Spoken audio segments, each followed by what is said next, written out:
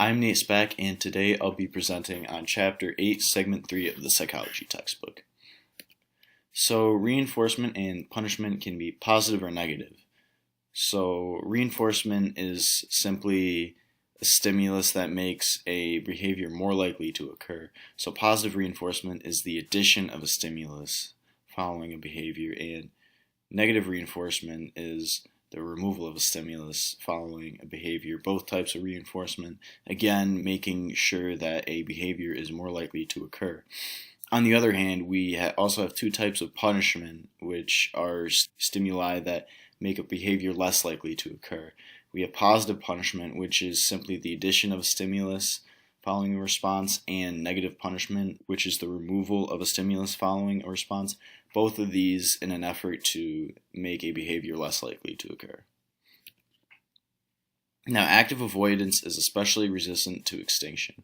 So, escape conditioning is a form of negative reinforcement in which the subject learns to perform a response to remove an aversive stimulus.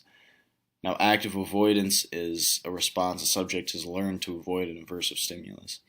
Irrational fears or phobias have been connected to difficulty in distinguishing active avoidance.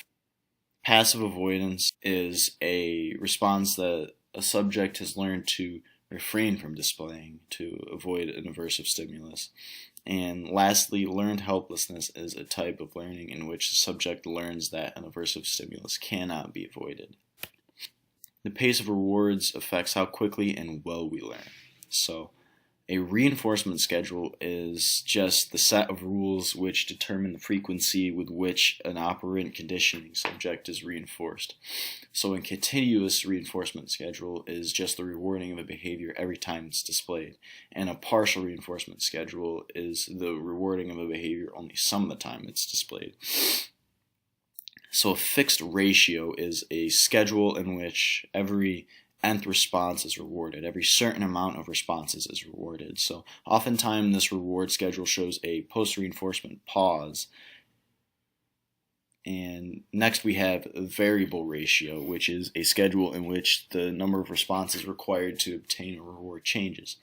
And oftentimes this leads to consistent responses and is used in slot machines.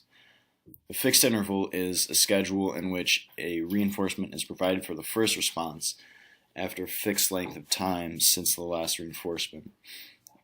These intervals show less responses between intervals, but more frequent responses toward the end of intervals. And finally, we have a variable interval, which is a schedule in which the reinforcement for the response is provided at some variable interval of time after the response.